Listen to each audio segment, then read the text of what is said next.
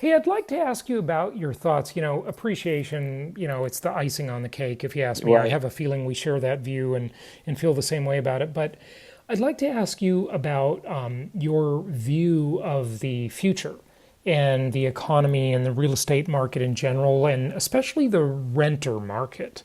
It seems to me like landlords have a very good decade coming up with a lot of renters.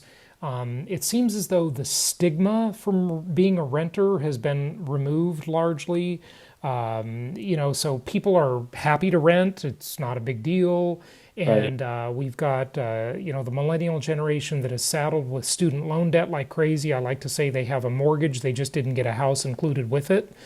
So they're likely to be renters. They love their mobility. Being a renter makes you much more mobile. You can go to where the jobs are. I always say the best thing to have on a resume is mobility. Be able to Yeah. move to where the jobs are.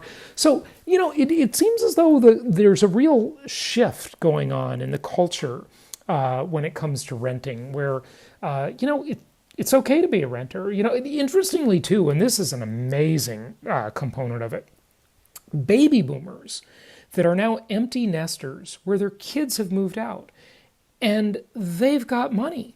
These are not poor people. They're selling their house and renting like in higher numbers than ever before. It's kind of an Yeah. amazing thing.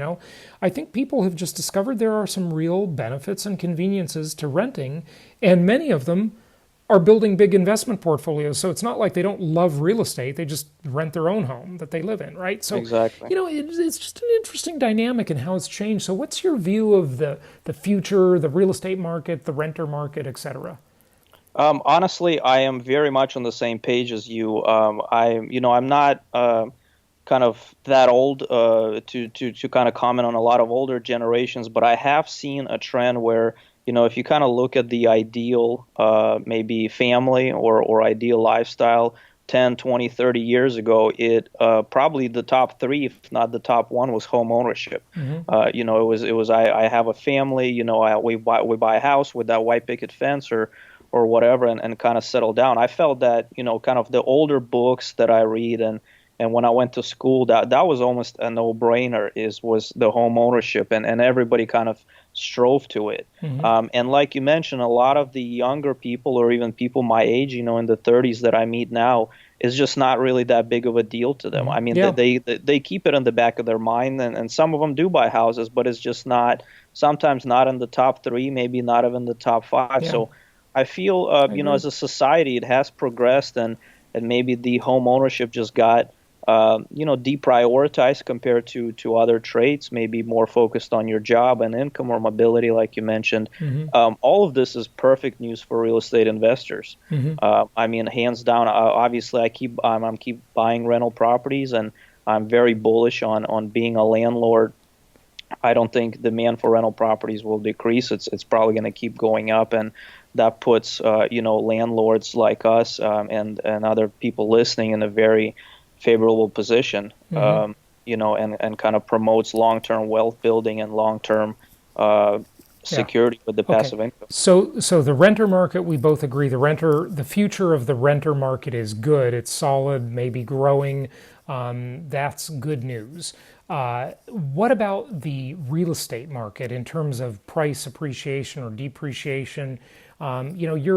You're investing in the linear markets, and that's been my approach for the last 15 years. Before that, I was a Southern California guy. I was a speculator. I would Yeah, buy in these high-end areas, Irvine, Newport Beach. These are very expensive areas. The cash flow doesn't make any sense. I thought I was an investor. I just didn't know any better.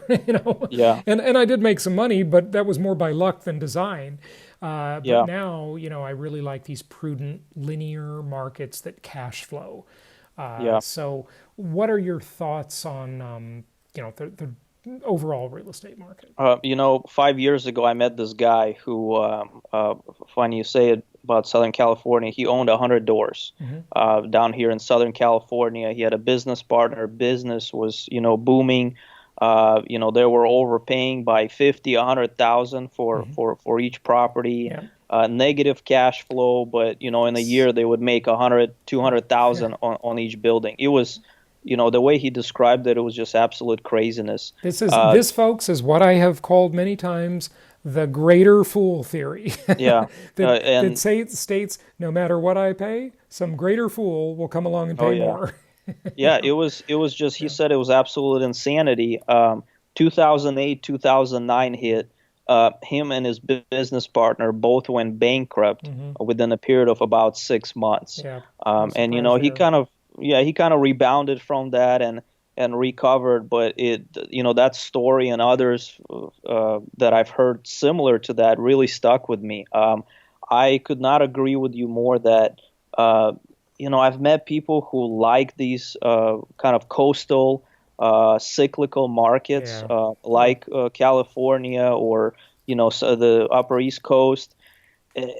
I just I could not Or stomach kind of South Florida yeah, too. They're gamblers. That's just gambling. exactly. And It's just not reliable. I mean, in all my years of doing this, I've never met anybody who can reliably predict the appreciation and depreciation cycles. So yeah, couldn't agree right, with you and more. they all do well, like you said, when the market is going up, everybody's doing fantastic. As Hmm. soon as we have a correction or a crash, where are those people now? Yeah, You don't see them around. So everybody's a genius in a bull market. Yeah, exactly, yeah, yeah, absolutely, exactly. yeah. So I'm a big proponent of cash flow, but at the same time, I would say that there are a lot of kind of Midwestern and kind of heartland of the United States, so to speak, markets that I wouldn't buy in.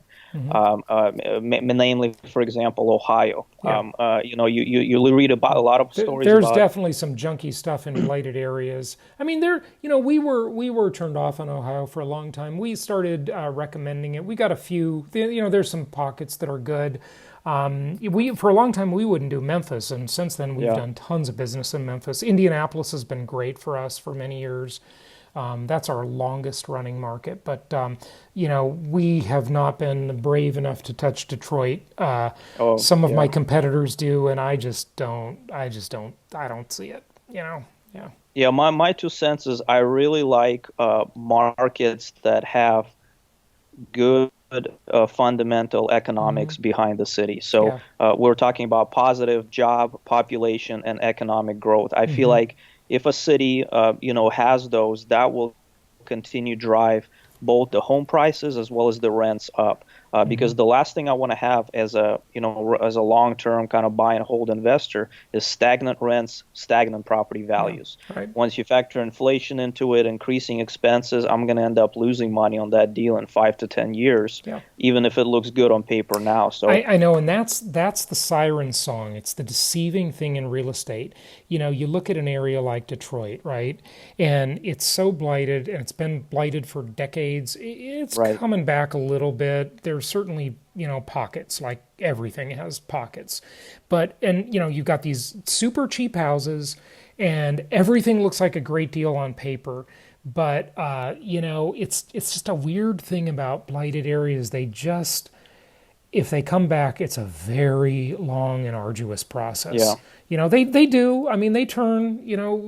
Some of them do, but some it just takes a long time sometimes. absolutely. So Yeah, and yeah, and I really feel, that long term, it's better not to be kind of deceived or blinded by that high prospect of cash flow now, and really think about, okay, what is my exit strategy, or even what are my returns going to look like in 5 years? Is my cash flow just going to be eaten away by inflation or expense creep? Is there going to be any rent growth? Is there going to be any price appreciation, even though maybe that's not your primary focus? You definitely want to have that, as an investor, that will drive your total IRR up over the long term.